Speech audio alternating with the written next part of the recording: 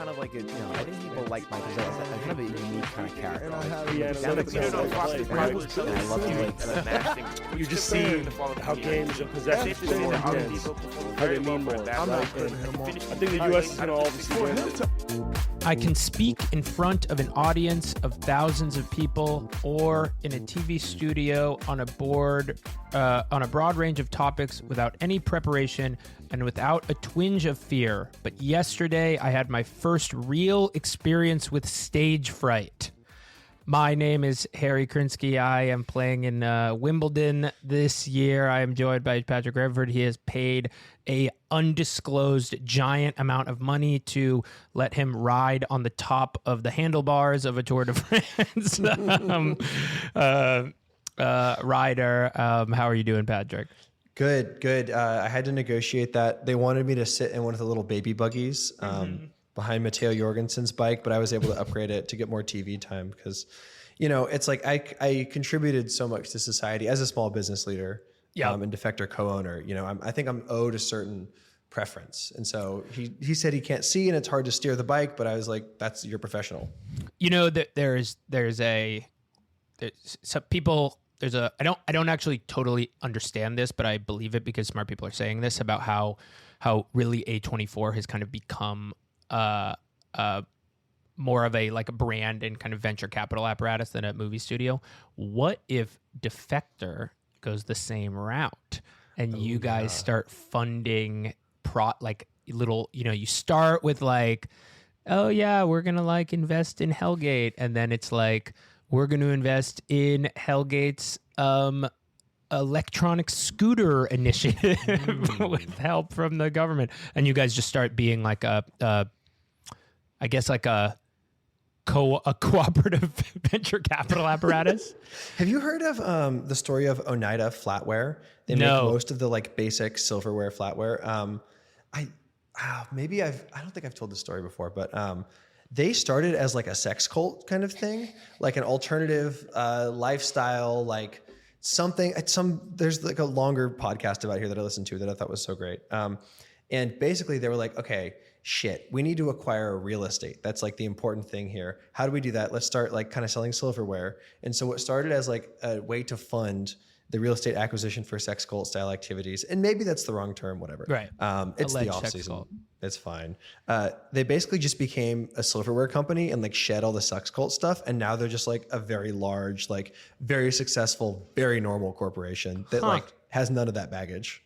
So who's to say that becoming a successful VC style innovation firm wouldn't actually be all that different for us? And unfortunately for you guys, Defector actually is a good name for a venture capital firm. It's really good. It could really work both ways. No, I am. My joke at the top was about Bill Ackman, which we will get to eventually. Today's a loosey goosey kind of we got a grab bag of stuff. Patrick's in London right now, but about to go follow the Tour de France for doing some big reporting trip. I want to talk about that. But what started this idea of doing a kind of mailbag is Bill Ackman kind of reverse engineered the ideal nothing but respect mailbag by it's my understanding that he paid allegedly, Bill, $10 million to the Tennis Hall of Fame so that he could play in an official professional tennis match against pros, and then basically, again, allegedly shit his pants while playing. Not literally shit his pants, but was really bad. He did something more embarrassing. Yeah, exactly. And so we'll you know what? Let's start there. First of all, so Bill Ackman is a VC billionaire who has connections to Donald Trump, and kind of most famously is a big sort of Zionist supporter and Zionist Twitter poster. Essentially, right? I was trying to figure what word you're going to use to end that sentence, because every fact I learn about him is A, against my will, and B, in a 5,000 word Twitter thread that just pushes the limits of the form. And every successive fact is also kind of crazier than the last. Like, do you remember finding out that his wife was making orbs for Jeffrey Epstein at MIT? I did. Yes, I do remember this, that there were like, yes, that there's a whole orb related controversy with his wife. Like that at one point he sent an email, I believe he's sending an email being like, the orb was not explicitly for Jeffrey Epstein. The orb was just a gift. All right. It's like something like that. Like he had to denounce the orbs. It's like, it doesn't matter what you say. If you ever have to issue a statement regarding the orb that your wife may or may not have, the Epstein orb that your wife constructed, like you've already lost, my man. And there's actually some of that. I mean, he has sort of he's put his foot in his mouth again here with this tennis stuff where he's like, anytime you have to be like, there is a Twitter thread at one point where he's like, actually, the fact that the professional tennis players that I paid to be here were taking it easy on me because of the obvious and insane dynamics at play here, that actually made it harder for me because I got in my own head. That which is just incredible, Cope. But it's so sick. It's like really you can twist any number of facts to, I mean, you've sort of put me onto the term post-consensus reality. Mm-hmm. This is a very post-consensus reality event. Like when I watched him play, my first reaction was like, man, he looks like shit. And this is all like, but you know, maybe not that much like shit to actually get into an event. And then I read Giddy Nathan's analysis of his game shows that very clearly all the other players are taking it easy. Like I like tennis. I don't have the like total vocabulary to pick up on that. And that does make it just so much more embarrassing. Like just the fact that he still was able to go out there and shit his pants. And that, like, you could tell that these guys are like 100 times better than him, but had to like perfectly calibrate their games to accommodate like him not just being totally ass. It's really bad. It's very funny too. It's an incredible, it's unlocking the fourth thing that you can do if you're a billionaire. There's like, you either like try to colonize Mars, become a pedophile, or try to live forever. Those are the three big ones. And then the fourth one is like to recreate Make-A-Wish in the aggregate or whatever. So, but my question for you is I was inspired, honestly, by the spectacle of this all. And it did get me thinking, going the opposite direction, where I was like, I actually would like to see more of this. I would like to see more really rich people offering themselves up for like sport adjacent spectacles. Do you remember when Tony Romo got to pretend to be a Mavs player? Yes. And like put a uniform on and was on the bench? That was weird. That super feels weird. Like this. Yes, that felt like this. There's the Drake warm up. Drake warming up with the Kentucky bro thinks he's on the team moment. I think those are Manny Pacquiao. That's the closest one. Is Manny Pacquiao playing in a professional basketball game in the Philippines, throwing up like over the head, like catapult style jumpers against like actually Filipino professional basketball players. Yeah, that's a good shout. Except he is another athlete, so it like feels like sort of slightly less direct. But yes. I do see what you're going for with this. Like there really is more of a history. Like Ackman is not, as usual, not an innovator, but just someone who like rides others' coattails.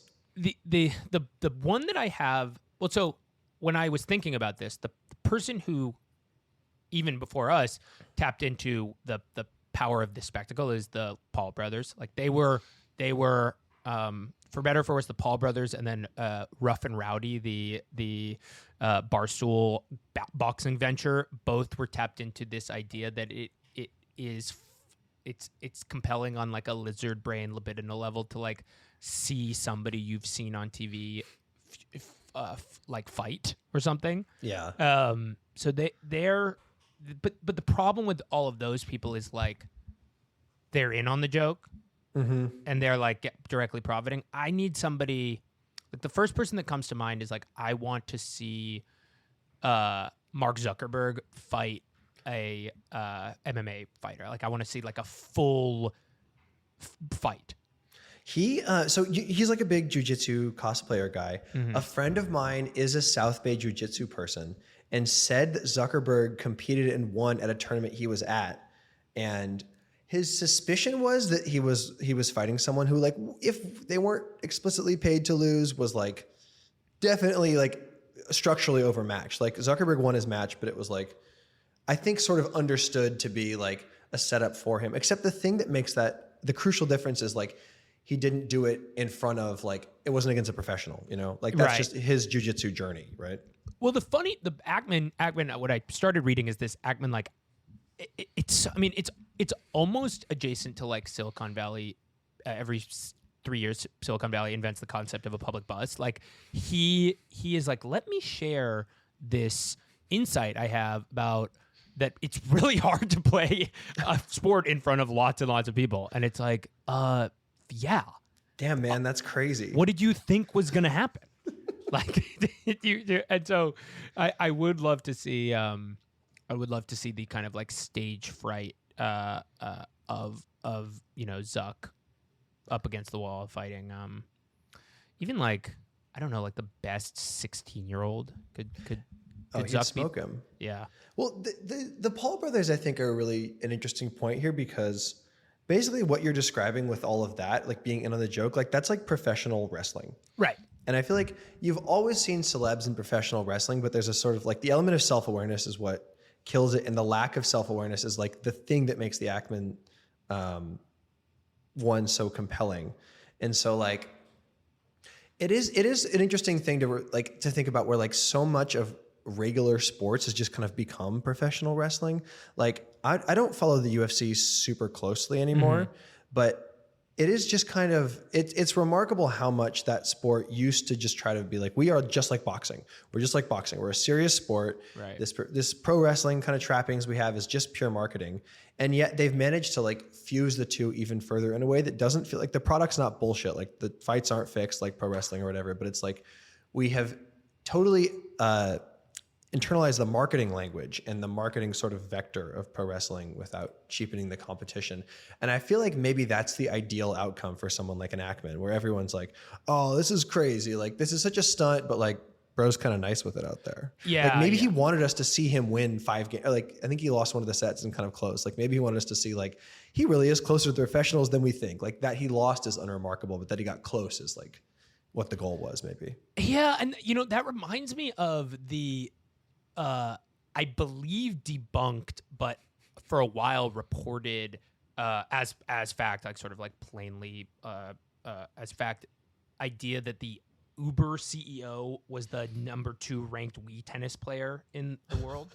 This was like a fairly circulated fact. I remember it was reported on or it was I first heard about it on the Gimlet startup podcast. That it wasn't. I don't think Alex Goldman, I think is the guy's name. I think he was like, he claims he's the number 2, whatever. But then it was sort of at various points reported as fact and then kind of obviously debunked. But there is something to. I mean, I guess it's same with these NBA owners. Like people think if they're good at one thing, they're going to be good at another thing. I think Elon Musk either... Oh, he lied about gaming, yeah. Yes. Right? That's a good one, too. Yeah. He, like, paid someone to have him be the number 1 ranked, like, I don't know, StarCraft or some player in the world or something. It's disappointing. Yeah, like, you have $1 billion. Just go do anything else. And you know what? I am actually, like, totally... In my fantasy world where I have $1 billion... I am becoming one of the best basketball players ever. Like I am like paying somebody privately to rebound for me all day. Like, and I've always been really endeared by like videos of like Quavo like playing basketball with Chris Brickley. Yeah. Because like that's what I would do. He seems to love it. Yeah, he's like that is how bro gets on the team ethically, I would say. Exactly. It's like just do the fantasy camp thing. That's totally fine, man. Yeah. It would be funny to see, God, who would be a funny person to just like get destroyed by Magnus Carlsen in chess? Like the person you have a mailbag question in here about like which sort of public figure style person you'd want to see compete in this way. Yes. And my answer to that was Eric Adams. I want to see him ride a bike. Just because like His movement style he has a very, very rigid kind of like manner about him that suggests a little balance, like a little balance issue. And I want to see that. I want to see if he actually can ride a bike. Like, I don't, competing in a bike race, whatever, that's just the sugar on top. But like, how fast do you think he can ride a bike? Has he ever been on a city bike is my first question, actually. I would really like to situate this for our New York listeners. Like, there is the Prospect Park Loop, and which is a great, whatever. And there are sometimes these cool seeming, like, illegal is not the right word, but unsanctioned races that happen. Like if you pull up at like 10 p.m. on some random Wednesday, sometimes like a group will do like an unsanctioned race around Prospect Park, and those all seem really fun. But people get going. There's this really funny mix of things going on there, where like there's people walking, there's people hanging out, whatever. There's also there's a big community often of like. I can only describe it as Hasidic Jews biking the wrong way on the path.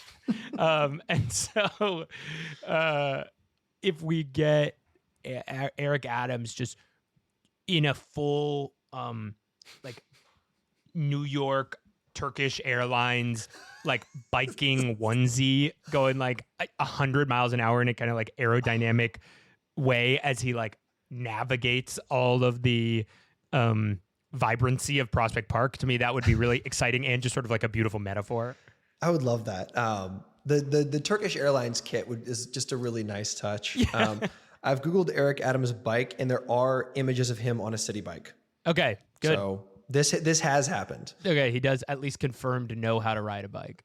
Yeah, those park circuit races are so fast. Every few months, Instagram Reels will serve me like an on bike video of someone, and they're booking. Yeah, it does seem cool. It seems like there's like a vibrant. I really know it really maybe not took off for me, but I would see it a lot during the pandemic because like everything was empty, and biking was kind of like a safe enough thing to do. So there was just tons of like people were. I bet crazy cyclists like look back at that time as like sneakily the best biking in New York. I wouldn't be surprised if there's like a quiet agreement about that. Yeah, like no one's going the wrong way. There's no one out there. Yeah, you can just be free to ride. What about like the last thing we'll say on this is like I want to see somebody do a kickflip. I don't know exactly who I would want to see it do a kickflip, but that could get. Did you see the video of JD Vance running? No, but okay, that's perfect. Yeah, crazy running form. I want to put him in a situation. JD Vance playing paintball. I want to see JD Vance throw a football as far as he can. That would be actually really good. Or Vivek Ramaswamy. Yes. Although no, Vivek is actually a good tennis player. Yes, I know he's doing all the but that would be a good one, like Vivek, because there's a certain type of athlete, of which I am proudly not this, of the moment you take them out of the exact rhythm of the one sport they do, they start to look like a kind of like a 1-year-old gazelle. And totally. Ramaswamy strikes me as he doesn't strike me as somebody who's like, well, I guess just like no. Everybody who is against my political project reads to me as somebody who can't throw a football. and I have this disease too, unfortunately. Where I'm like, you guys are the only nerds who are good at sports are progressive nerds. I want to see Gavin Newsom do a kickflip. Oh, that's my answer. Because he's definitely said that he could. The again, talk about like unsanctioned things. The San Francisco downhill bomb event on Dolores Park. Like, let's just strap straight up. Gavin Newsom has my vote for president if he successfully bombs the Dolores Park Hill without crashing. Yes, and if you want to be the mayor of San Francisco, you should like you could just do the one block. You have to kick off the hill bomb by like ritually risking your life on behalf of your voters. I wonder if that is the accelerationist like thing to like if Zoran won the New York Democratic nomination by going on Subway Takes, like is the next step that like whoever dethrones whoever runs for mayor in San Francisco next needs to like bomb the Hill and then like get pitted at Ocean Beach. Like you just have, it's no longer digital performance of authenticity. You have to like start doing like freak stunts. Yeah, that would be. I like this rubric a lot because that shows a certain local flavor. It's like I feel like Zoran did like 10% of this when he walked the length of Manhattan. Mm-hmm. You know, because for most people who hold like high office, like walking that far and that long is like a potential. You'd experience potential medical death. Yes. And well, the SF mayor in particular is kind of interesting because he's doing a kind of Zoran thing. Yes. Like, since Zoran got elected, there's all these videos where he's like a total charisma vacuum. Like they really just show just how swaggy Zoran is, where he's like having some Vietnamese food. When lunch is the vibe, food is the move. Smash that smash button if you like it, the content. It's like, it's not great, but it's very, very hackneyed what he's going for. But no, totally. If he, there's all kinds of like, need the next mayor to like smash a 100 milligram edible that he bought on Hate Street. Like if you do that and you successfully order from the McDonald's on Hate Masonic, like you're valid. Hell yeah.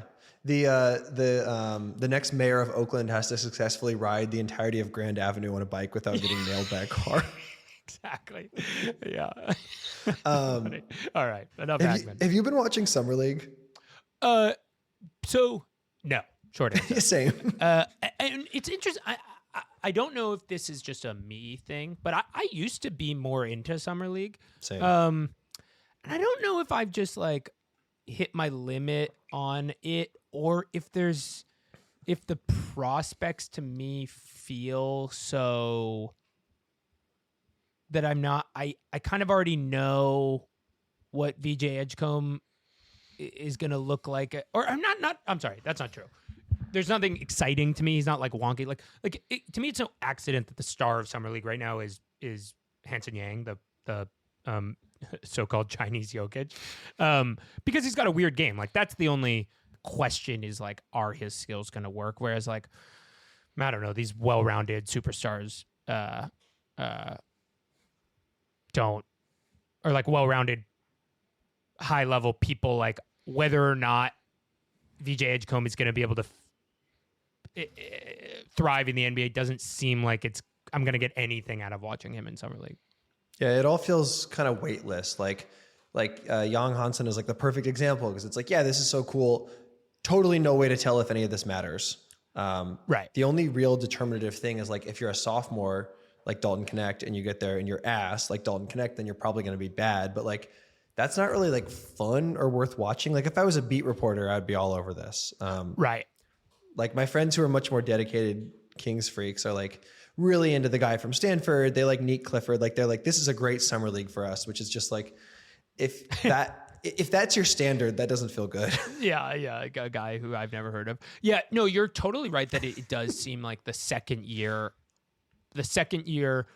show me something for 2 games and get out of there. Like that's the most important like test of Summer League, and which yes, sadly Dalton Connect failed it. Do you have any like favorite kind of like Mickey Mouse great Summer League performances that like you remember being like too hyped about? Like I remember Dante Green, who played, I don't know, 2 or 3 seasons and was ass, dropped like 40 or 45 in Summer League one year. And I thought like, we got cheap Kevin Durant. Let's go.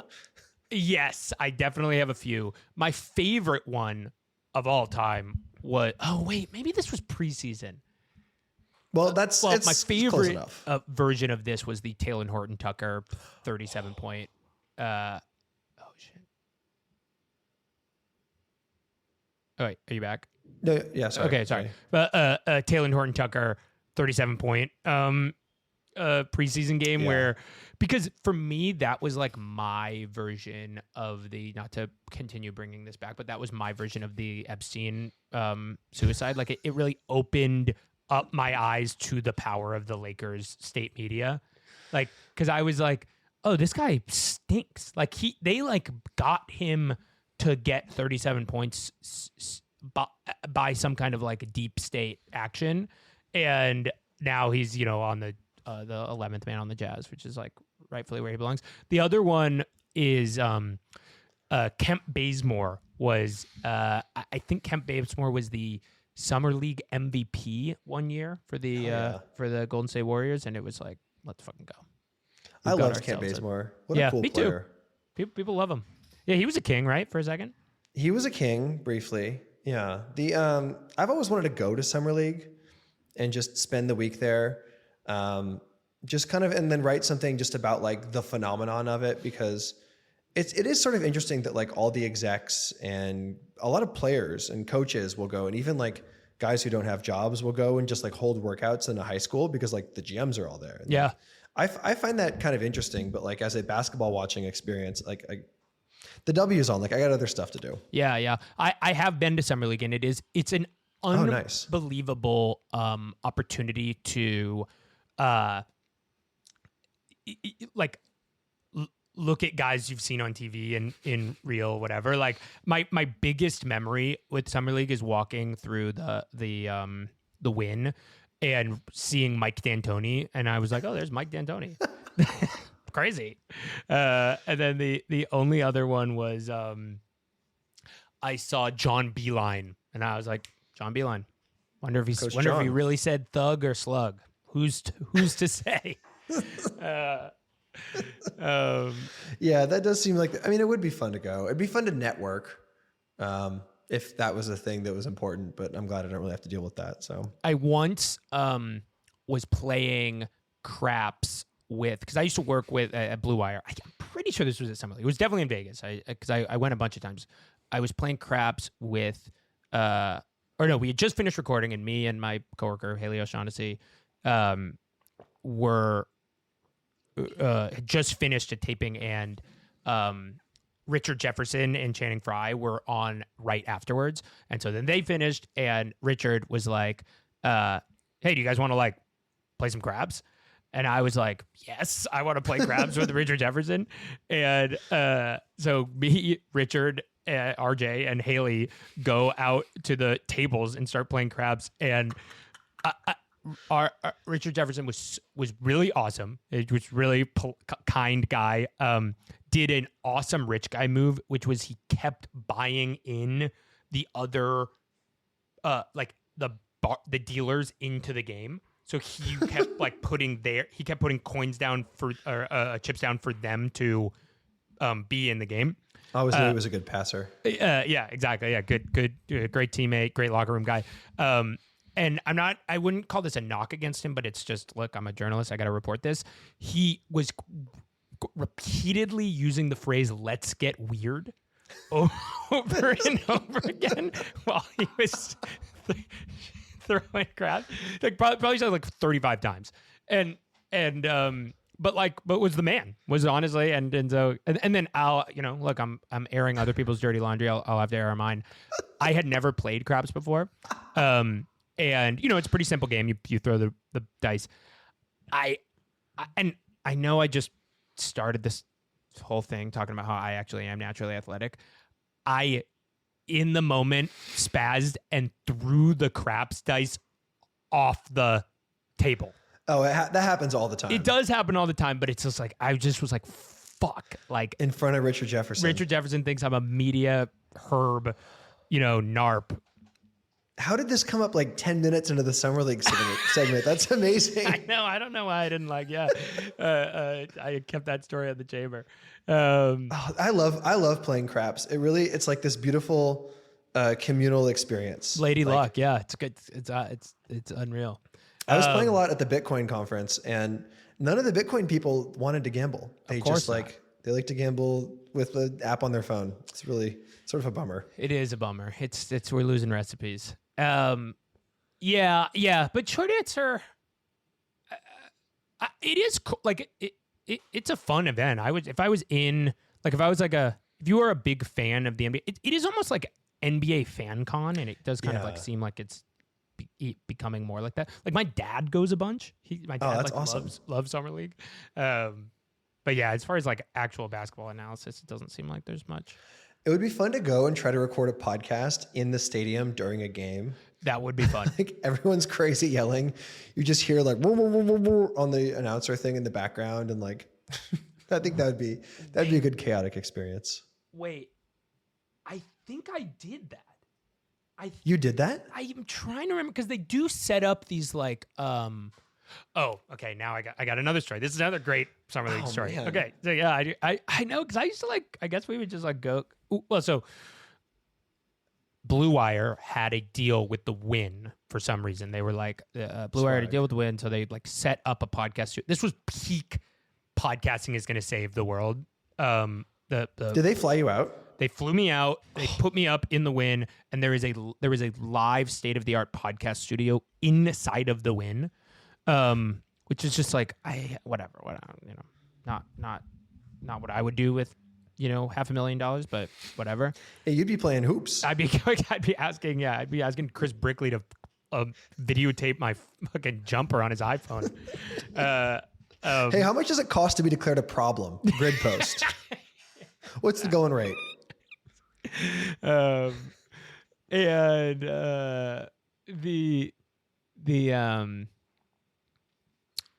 So we had to record whatever, and we had to use this on-site producer. So like somebody who's just like running the little like stadium recording setup. And so we're there, and like whatever, it's this really nice guy who's helping us out.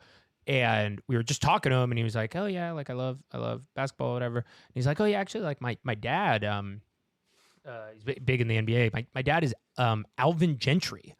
And so Alvin, we were like, "What the fuck?" What? So Alvin Gentry's kid produced an episode of a podcast for Spinsters. Back in the day, was a super nice guy. If you're in the Arizona area, I highly suggest you hire this guy. He was very professional. Yeah, that was the other thing. And then last one, it's long enough now that we can say this. We didn't want to out this guy because he was young, but one of us.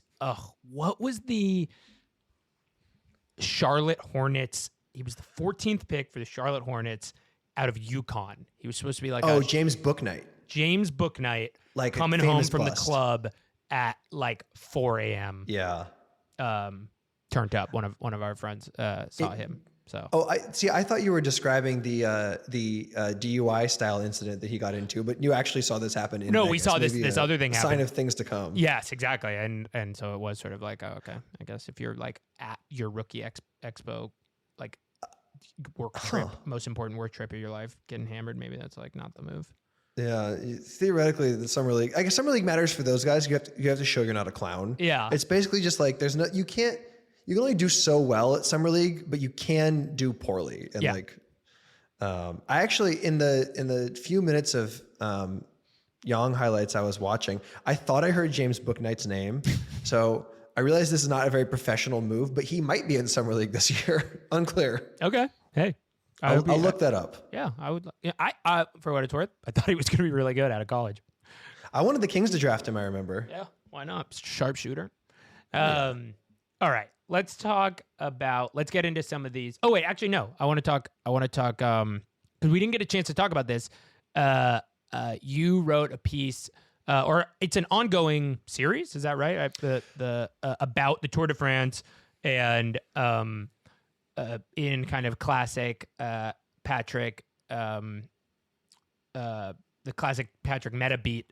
Both I think you did a great job of like you're writing about it and you're covering it, but it is also like a non-patronizing, like welcome, like go, hey, check out the sport, go enjoy the sport kind of thing.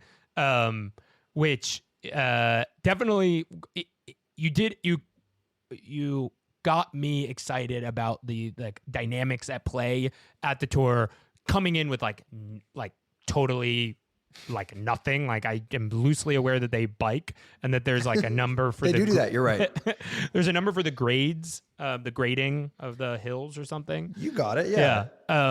But so yeah, what are you doing? You this is a basketball podcast. Why do you cover tennis? I mean, why do you cover biking? Like talk a little bit about this, your second sport love.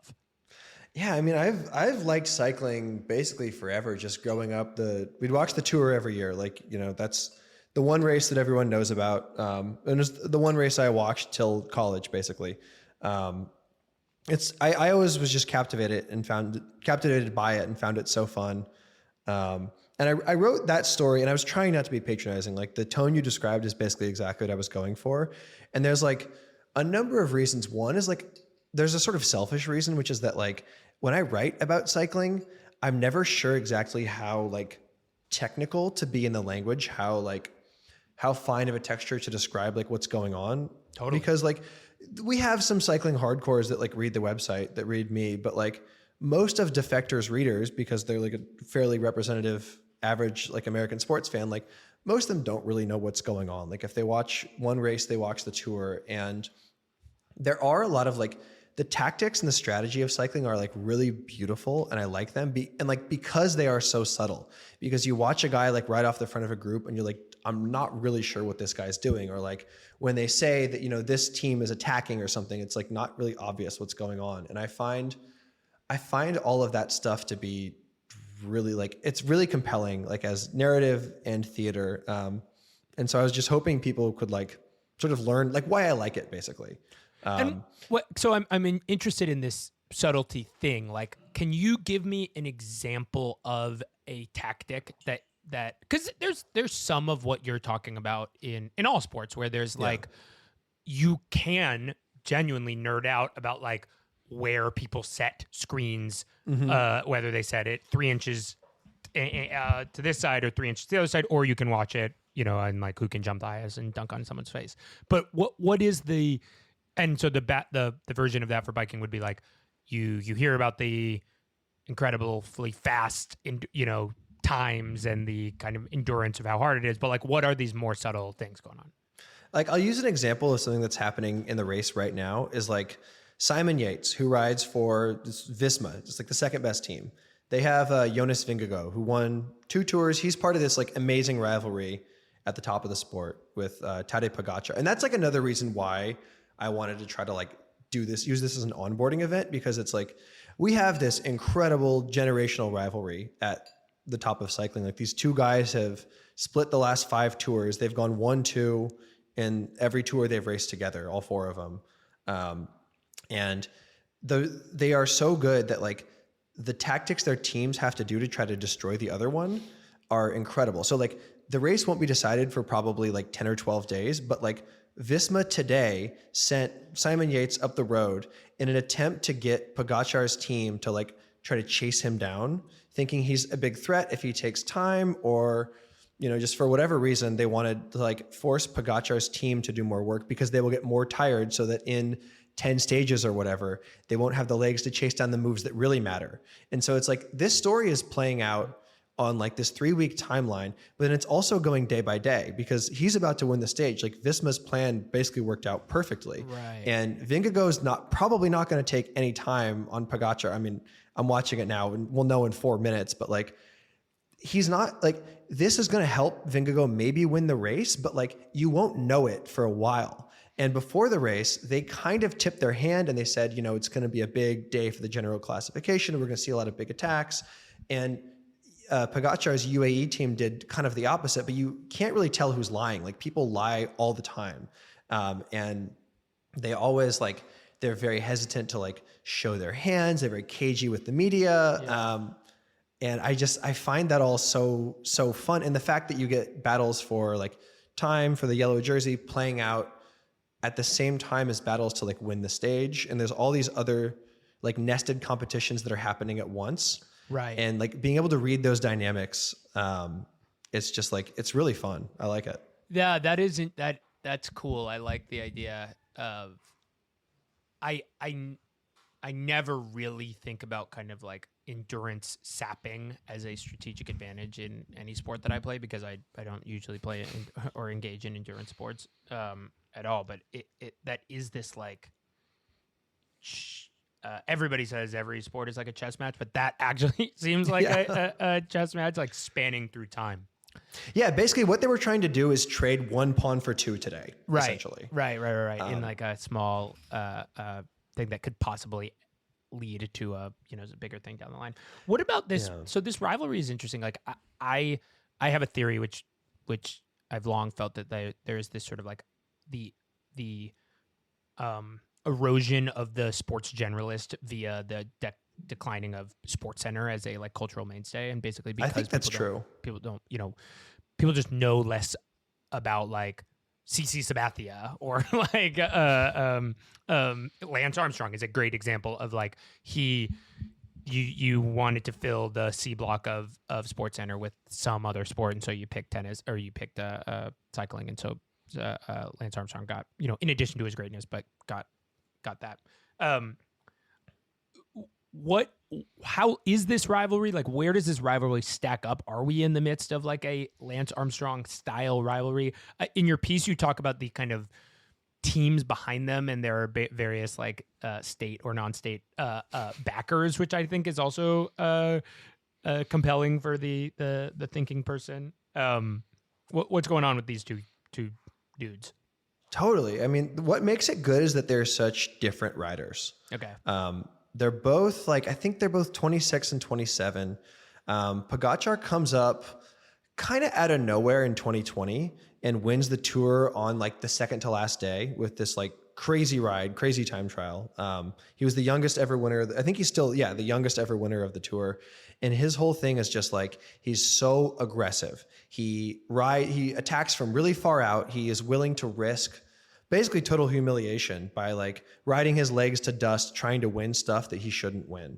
Like, this is coming off the back of an era where the guy that always won, Chris Froome, just won because he would just sort of stand on the front of the peloton and like go 100 pedals per second, or 100 pedals per minute rather, at like steady cadence. It was so boring. He never attacked. He just stood there and then everyone else died. Pogačar is just like getting out of the saddle and like sprinting all the time. And he like races all spring. He doesn't conserve his energy. Whereas like Vingegaard is this like quiet Dane who's not as like, he's not as fast of a sprinter. He's not as punchy. And his entire season is just built around the Tour. But where Vingegaard is better is in like the really high mountains on a climb that takes 75 minutes at altitude where he can just sustain a crazy pace. It's cooler than Froome because he has really great racing instincts and like basically isn't afraid of any of the Pogačar stuff. And so Pogačar wins 2020, 2021. And then the next year, Vingegaard wins by basically tricking Pogačar into like doing his attacking thing way too much. Like him and his team take turns just forcing him to like do all these little sprints, and then his legs die and he dies. And so it's like a beautiful sort of moment of like using someone's traits against them. Like it feels very like a Greek myth or something. And they've become more like each other in the last few years too. And like, they're still in their prime. So we're probably going to have at least 4 or 5 more tours of one of these guys winning. That little anecdote of the tricking him into stuff reminds me of the anecdote Shane Battier once shared about Kobe, that he was like, Shane Battier was like, I would contest Kobe by putting my hand in his face, not because it did anything, but because it would get Kobe to be like, oh, he thinks the face thing is doing anything? Like, I'm going to fucking like bang another 22-footer in his face. And Shane Battier was like, that is a bad shot for Kobe, but his pride is going to like make him need to take that shot to prove me wrong that the hand thing doesn't work. And that's such a genius way to defend. That's basically exactly what's happening here. Yeah. Is there, was there any, there was a attempt by everybody, every single,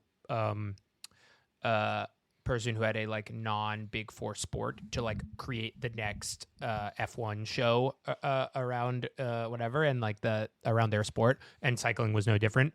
I remember watching. I watched a little bit of it, and I remember finding it. I didn't finish it, so I wasn't obviously super compelled. But I remember thinking that the aerodynamic science stuff was very interesting, and kind of like how you are really.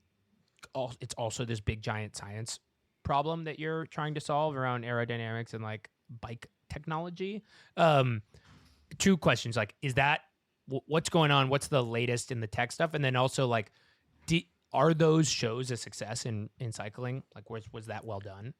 It's a really interesting 2-part question. And you've basically picked up on the exact correct dynamic. Like, The most frustrating thing I think about being a cycling writer and fan is that like so much of the competitive substance of the sport is that like really advanced tech shit. Like it really like Aero has been the big innovation in the last few years. Like I actually, knowing how much goes into this, I don't really think there's as much of a doping problem as I would have cynically assumed a decade ago, even in the post Lance era, because like, I think someone said they eat 165 grams or calories of carbs per hour during the race. Like it's the eating is like one of the biggest things. They're just constantly eating all the time. It's just little fuel.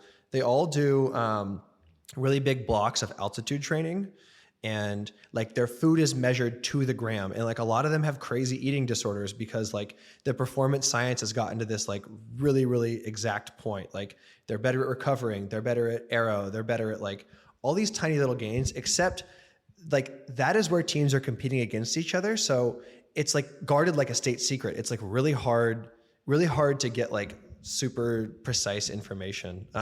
Like our friends at the Escape Collective, who's I think podcast I'm going to be going on a few times, they broke a story last year that Visma and I think a couple other teams were experimenting with carbon monoxide, like not quite doping, but like testing that could be doping. And that shit is crazy. And like, that's the kind of stuff they're doing. It's like finding the gray area and just like pushing these guys' bodies in like the most shady, illegal way they can do it. Right. Like you're both against the, I used to produce this F1 podcast and I didn't know much about F1, but I would learn about that there's something I never totally related to that, but there is this dynamic at play that F1 fans really like about like, how close can you get to the rules? Like there's this like constant dynamic between like essentially trying to push the envelope of what you can like legally do based on what this like governing board allows. Which, and again, it's like not too dissimilar from basketball around like, what can you get away with from like physicality, grabbing someone's hips to navigate a screen, those kinds of things. Yeah, and the Netflix show was discontinued after 3 seasons. Oh, 3's a good run. You know. And it was kind of an interesting failure for several reasons. Like the access they got was like great. Mm-hmm. You have, because it happened after Drive to Survive, all the teams, all the riders, all the organizers like know exactly like what the game is, and that this is like this incredible promotional opportunity. My read on it is it didn't succeed as much as they thought it would because it is French, basically. It is made like by French producers for a French audience. And so then the story they tell is like filtered through all the French anxieties around the tour, which is like a French rider hasn't won in 40 years. And all the sovereign wealth funds that are coming in are like exacerbating this gap that was already there between basically the smaller teams, who pretty much all tend to be French, and the rest of the world. So the story they tell is just like this great tragedy. And it's like these scrappy little French believers who, unfortunately, they're too romantic and they love the sport too much to actually do what it takes to win, which is like interesting for like an episode, not for like 30 of them. Right. Or maybe not. Yeah. They take the exact editorial lens they have for Drive to Survive and just put it directly over the tour, which like is a sort of, it's a correct way to read it. Like it's, if you were just going to have one lens, that's like a pretty good one, but the things they get wrong and like the ways that falls short are like actually fairly interesting. Like if you watch the sport every day, you're like, oh, this is like manufactured drama, or like they actually don't play out like the time scale of the race, because these things take forever and like nothing happens for 90% of the race. And that's like a crucial thing that they just kind of totally gloss over. That like, I think if I'd watched the Drive to Unchained is what it's called, got super into it and then pulled up like a random sprint stage of the tour, it's just like, they're just riding together and then they sprint at the very end. Like, what the fuck did I just waste 4 hours on? Like, you kind of have to, like, the boringness is like an important thing. And I guess I'm doing it too, because I'm only mentioning it now after trying to sell people on it. But like that they got the rhythm of the sport sort of wrong, but in an interesting way. Yeah, that makes sense. And that just seems like a natural tension between like trying to impose a narrative on a sport that has, some of it. I like the idea that there's like a parallel French swag crisis going on. That's basically exactly what it is. It's so funny. Yeah, French, Oxbotello. Yeah, exactly. Anthony Togis is not winning enough stages. Exactly. Caspian King is right. writing a piece about it. I mean, as that accent indicated, like I don't speak French. I'm like I kind of think I have an idea of what going there is going to be like, but I'm excited. Oh, that was my out. last question. What are you looking? What's your like objectives as somebody covering it? Like, what are you trying to tap into? I'm interested in like. There's this kind of thing where if you go to the press conferences of all the big writers, everyone asks the same sort of three questions, which is like, how are the legs today? Big day tomorrow. What's going on there? And like, you know, how's the It's just like, you won't really get answers by just doing that. So I'm sort of excited to see kind of like what the logistical sinews of the tour are like. Like it's a big caravan. Like the word tour is in there. So there's like hundreds of motorbikes and cars and buses and like mechanics and masseuses. And I just want to talk to as many people who like run the like sort of unseen side of like making the tour work. I'm excited about that. I'm excited about talking to just like more obscure writers. Like everyone's going to write the like Vingegaard Pogačar story. And like, I will too, but like, I want to just ask some random guy on like the Norwegian team, like, you know, what do you like, you know, you're in 171st in the overall, like, what do you make of the Vingegaard Pogačar dynamic? And like, maybe he'll have something interesting to say. Yeah. The cycling media I'm fascinated by it too, because my friends who are there have been telling me that like, the old French guys who are sort of like the big dogs of the press corps are like kind of rude to English speakers, and anyone young. And I'm like, I'm fascinated by it all. I have some ideas of stories I want to write, but like I'm just gonna have to take it in and see what happens. So I'm excited for that. Hell yeah! All right, let's talk some mailbag because we've been I've been talking about on episodes about if you write as a review on iTunes or send us an email, we'll do a mailbag, and we are now getting to some of them, and they're great. Everybody who submitted stuff, thank you for engaging with this. So the most recent one we got was from Go Niners 22, and it said, "Have either of you watched the YouTube video titled Dennis Scott's Basketball Camp Meltdown? And if yes, what's your thoughts?" I hadn't, but I have now. Yeah, same. I'm glad I did. I'm glad I did as well. Well, what are your thoughts? He found one of the least fun ways to do cocaine is my main thought. I think the statute of limitations on libel/slander has expired, but like really, I recommend people should just go watch this video. I didn't know this had ever happened. Dennis Scott having this like big meltdown at like a youth basketball camp where he is asked a question about like drugs, about like not doing drugs. And in his explanation later, he says, "My son was there, so I freaked out." And the way that freak out manifests is like a bunch of kids in those oversized basketball camp shirts, like sitting on the tarmac as every door in his SUV is open playing Biggie. And he kind of just like starts rambling and like walking circles around the kids. And like the kids are all just sitting there like, I don't really know what's going on. And he's like pretty clearly crazy. Coked out. Like either coked out or having like a mental health episode of some kind. But it was this, it's nuts. I mean, it is a real loss to time moment. It did get me. I'm trying to think of if there are like other good examples of athletes like, you know, spazzing out in a way. Hopefully like that he whatever got the help he needed after that. But their part that was kind of unique was the cuts to the coach where he was just like, yeah, we're trying to figure out what's going on. And then he did get traded 2 months later, which I found did funny. he? Oh, I didn't even. Oh my god. Got traded to the Mavs. Thank you for the rec, Go Niners 22. I appreciate that. Oh, I do. Yes, thank you, Go Niners 22. But it did actually. This is what the question that I had that I wanted to think about is like, do you have in your mind any sort of rare basketball related YouTube videos in your in your arsenal that you think about? I'm throwing you on the spot. I'll filibuster for a sec because I have a few. My favorite one is probably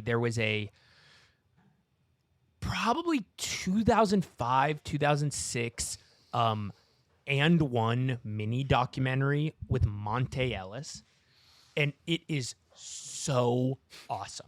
It's like they visit him in rural Jacksonville, like outside of rural Mississippi, outside of Jacksonville, and they're like interviewing his family, and they are like, he is just so charismatic. His mom is charismatic. There's this whole thing about how like the reason he's so fast is because he was running away from his mom, who was trying to whoop his ass all the time, and like the mom's just like, yep, yeah, that's how it was.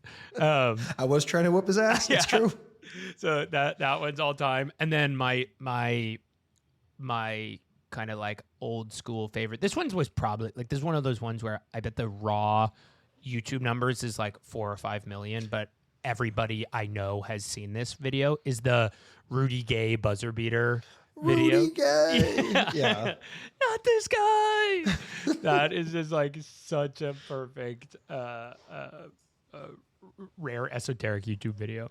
Do you remember when JaVale and Kenneth Faried were on the Nuggets in like the sort of proto vlogging era? And Yes, they were like doing the JaVale? cinnamon challenge together and stuff. Like that's my answer. That's the one video I remember, but like in my mind there was like a series of like 5 or 6 just kind of like off-season antics kind of things. Yes, there's a whole series of JaVale. This was later in his Warriors era, but there's a whole series of JaVale doing after game fit checks in the parking lot of Oracle. And NBA champion JaVale McGee. Yeah, NBA that season.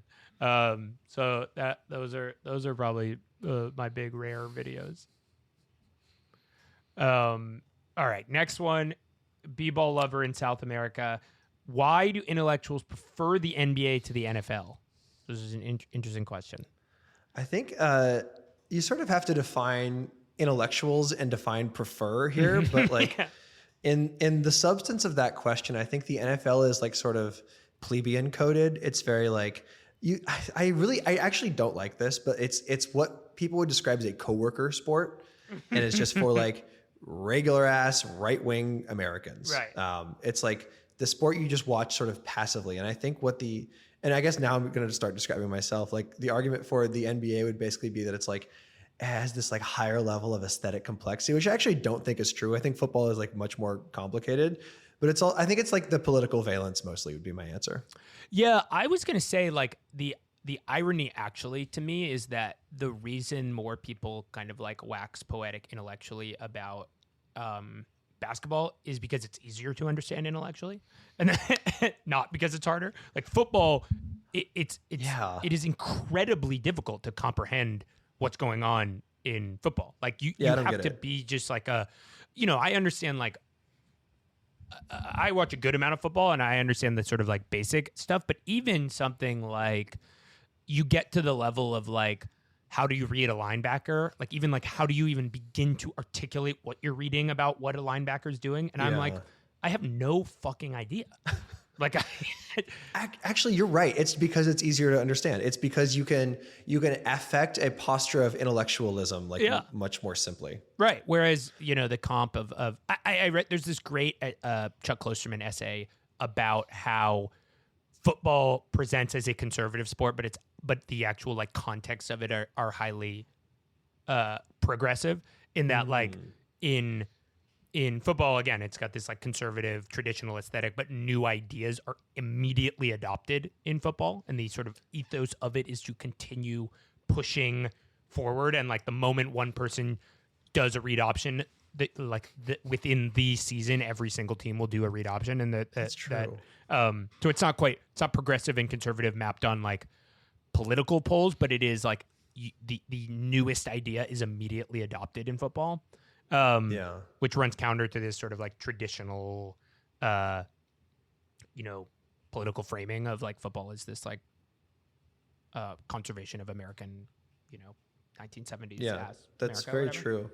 And to the point about people liking people affecting an intellectual. When we do that, it's cool. Is my point. We're the only people who are good at It's doing charming and delightful when we do that stuff. Everybody else is being stupid when they do it, but we're Please, do you want me to read this last one? Yeah. Okay. Well, this is a 2-part question, which we can try to find a link if we really want to stretch ourselves. Yeah. But this is from Tommy Bahama Outdoor Cooler. How deep statey do you think Adam Silver is? And I think my answer to this is like, kinda, because he's like friends with Jared Kushner. Like that came up in, I think, a New Yorker profile as like a tossed off aside. And that's like stuck with me like a splinter in my brain forever, where it was just like, oh yeah, like, I forget who the profile was of, but it was basically like, oh, they're friends with the other. And it's just like, that's the entirety of the line. And in there, I think that has allowed me to project a medium amount of deep stateness onto Adam Silver. Totally. My version of like sliver I've learned about Adam Silver, which again fits it's a good marker for are you in the deep state litmus test, is like, to find information about you, do you need to comb through like 100 articles from various different people to like compile like any modicum of like biographic consistency data or whatever? Is that Adam Silver this is from a Henry Abbott. Henry Abbott did an excellent and like really expansive set of blogs about the NBA's kind of connection to like dark money in all kinds of different places. But one of the big one, or sorry, one of the first ones in his series was, he mentioned that Adam Silver was college roommates with the president of Apollo Global. What? Which I'm like, on the one hand, I'm like, I guess you don't choose your roommate in college in the beginning. But then on the other hand, I'm like, what the fuck? Like, how did? That's crazy. I think yours is actually more like load bearing than mine, maybe then. Well, it's like mine is more conspiratorial deep state, but again, less like him being friends with Kushner on the record is like, you know, that's whatever. Damn. The second part of this question was around like, what do you make of the parody era? And I think if I do believe Adam Silver's deep state, like kind of jokingly invoking deep state, like I'm a pretty big believer in like one of my, maybe, I don't know, hot takes or whatever, but like the extender, what's that fucking ref's name? Scott Foster? Scott Foster. Yeah. I'm like, totally don't believe that he's a bad ref at all. I'm like, everybody is making up that Scott Foster is a bad ref. He's obviously, there's hundreds of cross-checking to make sure that he's not like throwing games for the NBA. And like, also, why the fuck would the one guy who everybody thinks is throwing games be the one that you would throw the games? Yeah. So I believe that's more of like, I kind of, people love to sort of self-delude around that because it's more fun to live in that world. But so I don't think that Adam Silver is putting his hand on the scale like that. I think the parody era, as it were, is a better mark for Adam Silver's kind of like deep state invisible hand stuff, which is like, he has, and not just him, but whatever, like he is thinking about the NBA in like 10 and 15 year projections, and he's also thinking about it like as his job is to deliver value to the people who employ him, which are like the billionaire class of owners. So like he basically just thinks about it as like a market, like how do we market this, how do we sell this, and which is his job, right? Yeah, totally. And I think that when he is moving stuff around, like more fouls or more physicality or whatever, like I do believe that he's thinking about these things just in like more subtle and more, maybe not sinister, but like the viewer's not best interest in heart. Like he's trying to make money. Yeah, and I think that's all true. And like he doesn't have to be outwardly conspiratorial for it to benefit him and his cohort. Like I think what the parody era, which I'm still like a little skeptical that like we are really just going to keep seeing all these different teams change out all the time, and like this sort of recycling of top stars at the top of the game. Like this might just be a like post LeBron and Steph phenomenon. Yeah. And like we might get another super, like it might be the Wemby era soon. But Totally. to the degree that you can draw out structural reasons, the parity era is somewhat downstream of the CBA, which like this CBA represents a victory for owners. So in this sense, like, and Adam Silver works for the owners. So like he probably is down with it. Very good framing of it. Yes. One final question just came through from my brother who booked me this conference room to record this podcast. Also, he was telling, he lives in London. He watches his basketball. He downloads condensed games made by a Russian guy from basketball-videos.com because all this shit happens in the middle of the night for him. He asked, his question is, how would you take Harry in the post? And my answer is I probably wouldn't, because while there is a sort of a height disparity, I think you're much better at basketball than me. So I think I would get my shit stripped. I will say this is a constant, like political argument that I have with my brother, which is that I have functionally given up on playing defense as a sort of like, I have moved on from that period of my life. And he's always like, you're being a fucking like soft baby for not like fronting the post when you get switched onto somebody. And that's like sort of like a moral blight. And I'm like, I'm 30. I'm trying to just like get a little run in, toss some threes up there and like get out of there. So I have a real habit these days of like, of I'm dying on screens. If I'm getting sealed, I'm doing like one swipe down, see if I can get it. And then like kind of being like, all right, let me see if I can make it up on offense. So that's what I would say. Yeah, that seems, I think that's about right. Yeah, cool. This is a good off-season app. Yeah. We're going to be taking a few weeks break. We have an exciting announcement coming up this week. Big news coming soon. Yeah, it's important to drop the news and then when everyone's hype, like disappear for a little bit, but we'll be back. Yes, exactly. And go read Patrick's writing on the tour, and go check out me on our dear friends at the You Know Ball podcast I was on last week. Yeah, we should have plugged that way earlier. That was a great app. I thought I enjoyed the convo. Thank you. Yes. No, it was fun. It was fun to those guys are they have like, it's just always fun talking to them. They do know ball. It's true. They do know ball. It's true. Yeah. All right. All right. Sick.